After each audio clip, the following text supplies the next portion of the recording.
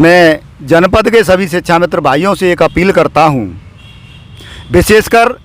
जो हमारी बहनें हैं जिसमें आरक्षण कोटा में भी वो हमसे 60% में हैं, उनसे भी मेरा निवेदन है, जो बार बार ये घर बैठ के फ़ोन तो करती हैं कि आज हमारी ये समस्या है, आज हमारी ये समस्या है, लेकिन संगठन के नाम पे अगर उनसे बात की जाए, कहीं आने की बात की जाए, कहीं जाने की बात की जाए, तो तमाम समस्या उसी समय उनके यहाँ पैदा हो जाती हैं। तो मैं जनपद के सभी साथियों से, भाइयों से, बहनों से मेरा करबद्ध निवेदन है कि इस पावन पर्व कार्यक्रम में सभी 100% भागीदारी दें, कोई बहाना न बनाएं और अपनी स्वेच्छा से खुद फ़ोन करके जो भी हमारे ब्लॉक के काम में लगे हुए हैं, ब्लॉक के पदाधिकारी हैं, ब्लॉक में अपनी देख रेख कर रहे हैं, उनसे स्वयं फ़ोन करें कि भाई हम भी जो है आपके साथ इस कार्यक्रम में जा रहे हैं, क्योंकि एकता ही सबसे बड़ा बल है। जब तक हम अपनी शक्ति का प्रदर्शन, अपनी ताकत का एहसास कोई भी सरकार हो उसको नहीं करा सकते हैं, तब तक हम कुछ हासिल नहीं कर सकते। जैसा कि हमने समाजवादी पार्टी को अपनी ताकत का एहसास कराया और उन्होंने हमारी समस्याओं को अपने एजेंडे में शामिल किया और हमें जो है सहायक अध्यापक बनाने का काम किया। इसीलिए आप सभी से मेरा निवेदन है कि इस सरकार को भी अपनी ताकत का एहसास कराएं, जिससे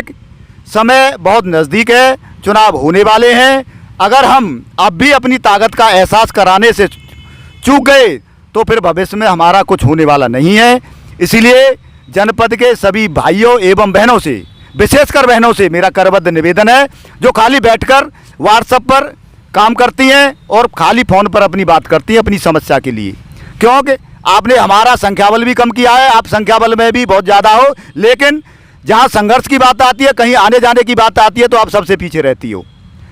इसलिए आपसे मेरा विशेष निवेदन है, आपके परिवार में चाहे आपके पति हों, चाहे आपके ससुर हों, चाहे आपके देवर हों, उन सारी चीज़ों को उनसे परामर्श करते हुए संगठन में संघर्ष सर्वोपरि है। अगर वास्तव में आप ईमानदारी के साथ शिक्षक बनना चाहती हैं तो ये बहाना छोड़ना पड़ेगा, आगे आना पड़ेगा, हमारे भाइयों के साथ चलना पड़ेगा। तो इसीलिए आप सभी से मेरा निवेदन है कि ब्लॉक में जो भी हमारे साथी काम कर रहे हैं, आप उनसे एक बार संपर्क करें, उनका पूरा सहयोग करें और जो हमारा कार्यक्रम है अयोध्या जाने का, उसमें अपनी 100% भागीदारी प्रस्तुत करें, जिससे आप और हम और हमारा संगठन मजबूत हो और हमारे संगठन का लोहा हर सरकार मानने के लिए तैयार हो, जिससे कि हमारी समस्याओं का समाधान हो सके। आज उत्तर प्रदेश प्राथमिक शिक्षा मित्र संघ ने जिले के सभी जिलाध्यक्षों, सभी संगठनों के जिलाध्यक्षों, सभी शिक्षा मित्रों से अपील करी थी कि अयोध्या की पावन धरती पर 16 अक्टूबर से 21 अक्टूबर तक जो प्रस्तावित महायज्ञ है, उसमें जिले से 100% शिक्षा मित्रों की उपस्थिति कैसे सुनिश्चित की जाए, उसके लिए एक बैठक आयोजित की गई थी, जिसमें हमारे बहुत सारे सक्रिय साथी आए भी हैं और बहुत सारे जिले के ऐसे शिक्षा मित्र हैं जो नहीं आए हैं। जब प्राय देखा जाता है कि आप व्हाट्सएप पे कोई खबर प्रसारित कर दीजिए तो वो ऐसे हवा में उड़ जाती है कि पता नहीं व्हाट्सएप से ही हमें सब कुछ मिलने वाला है, सोशल मीडिया से हमें सब कुछ मिलने वाला है। क्या हम अपने भविष्य को उज्ज्वल करने के लिए जनपद पर एक साथ एक साल में 1 या 2 बार इकट्ठे नहीं हो सकते हैं?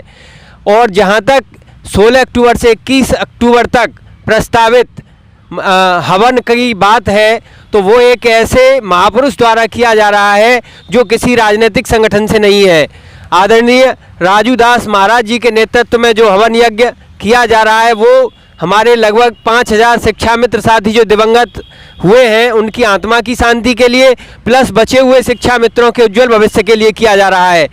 अध्यक्ष जी ने भी बताया है आपको कि घोषणाएं होंगी, लेकिन घोषणाएं जब होंगी आपका संख्या बल वहाँ पर होगा। अगर संख्या बल दिखाने में आप असमर्थ रहे तो यकीन मानिए कि वहाँ से भी खाली हाथ लौटना पड़ेगा। इसलिए मेरा पुनः अलीगढ़ जनपद के सभी शिक्षा मित्र साथियों से, महिला साथियों से भी विनम्र निवेदन है कि संख्या बल वहाँ दिखाना है। अगर अपना भविष्य उज्जवल बनाना है तो संख्या बल के साथ वहाँ पहुँचना है, 100% उपस्थिति अवश्य दिखानी है, जिससे कि हम 21 अक्टूबर को वहाँ से खाली हाथ लौट कर ना आए, हमारी झोली भरी हुई हो। ऐसे ही इसी उम्मीद और विश्वास के साथ मैं आपसे आग्रह करता हूं कि हमारे ब्लॉक के जितने भी साथी आपके पास जाएं, अपना नाम सूची में दर्ज कराएं, जिससे कि हम आने जाने की आवागमन की जो व्यवस्था है वो जल्दी से जल्दी सुनिश्चित की जा सके। धन्यवाद।